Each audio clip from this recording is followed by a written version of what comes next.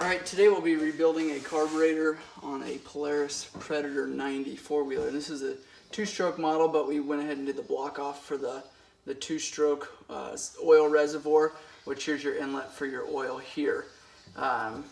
We've got the carburetor off the machine. You obviously don't have to do that to clean the carburetor, but just so we can see it better, we did. You got your throttle cable that comes in from the top and screws on there, those two bolts, and then your choke right here. This choke plunger that sits down in there will slide off with your cable, and that allows fuel to come out here, this port, and then this is your main jet area where fuel comes out. So when you pull that choke, shoots more air and fuel through this port here, and it helps it start a little bit easier. Your idle adjust is here. You turn it clockwise to turn your idle up. A lot of times you can do it just with your finger and your thumb here. Sometimes you do have to put a flat screwdriver on there.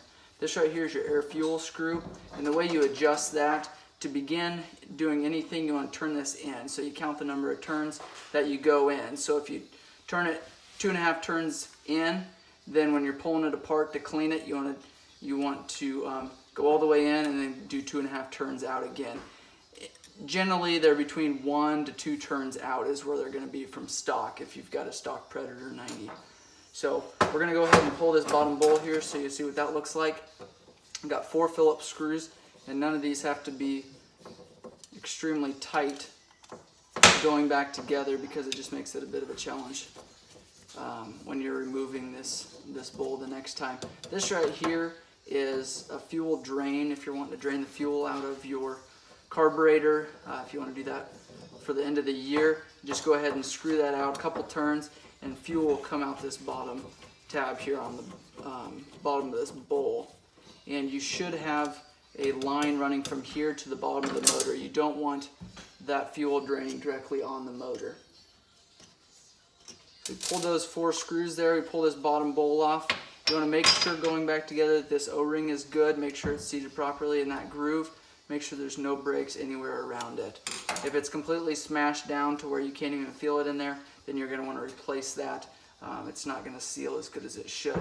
On this float or on this bowl here, when fuel sloshes around in there, you will have fuel that'll come out here. What that does is when that fuel level gets too high, say your bolt or your float here gets stuck open, allowing fuel to drain in here. Instead of that fuel draining into the motor, it'll go out this bottom tab here, and again go out this bottom nipple going underneath of the motor.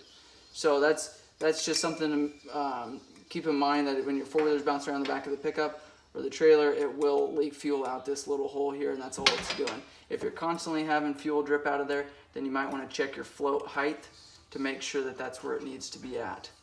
And you can adjust your float height, your needle and seat, by this little tab right here. And if you've got fuel constantly draining, you want to push the tab when it's in this position. You want to push that tab down, and you just want to do that slightly. Now you also may want to check while you're there doing that you don't have any grooving on this needle here or on this seat. You want to make sure that no debris is stuck in this seat here, or it'll allow that needle to be held open, that float to be stuck open, and fuel to drain into your carburetor more than you want. So if you've got fuel problems constantly, can't seem to get it taken care of with that tab there, you may just want to replace your needle and seat there. Down in here is your pilot jet, and that's this really small port on that jet.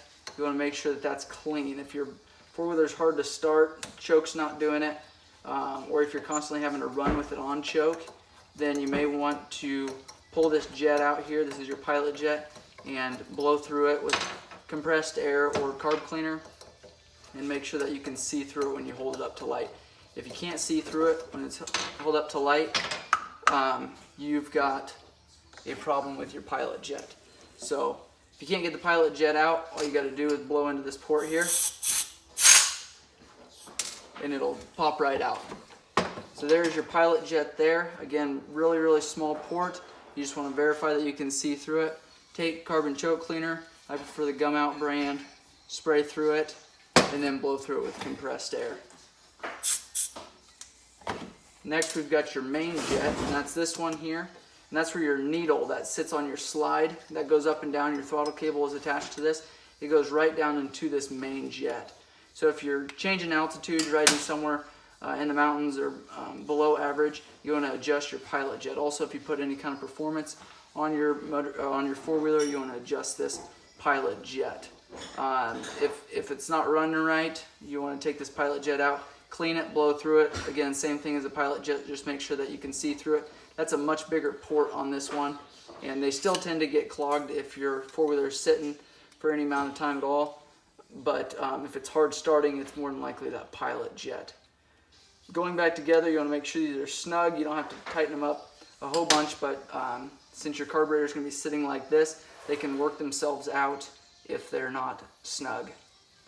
So also you want to make sure that you're seated in those grooves really well before torquing those down, because they are brass and they'll strip out very easily.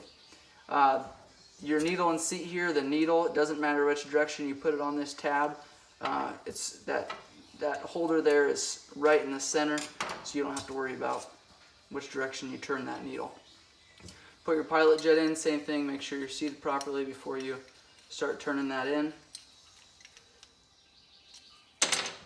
And we will go ahead, that pin is all the way through there, you want to make sure that that's centered.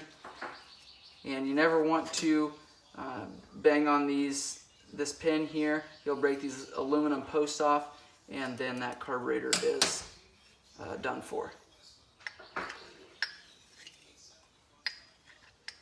Put the bowl back on there.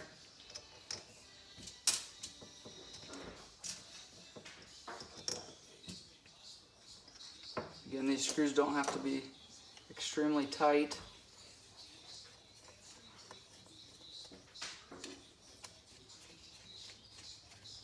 Your idle should never be adjusted when the four-wheeler's cold. Make sure it's warmed up, and make sure you don't have the choke on. You want to make sure it's not just sitting for 30 seconds. You want to ride around, or at least warm it up a good 5 minutes or so before you adjust that idle, because it will change as the four-wheeler warms up. So that is a carb clean on a Polaris Predator 90.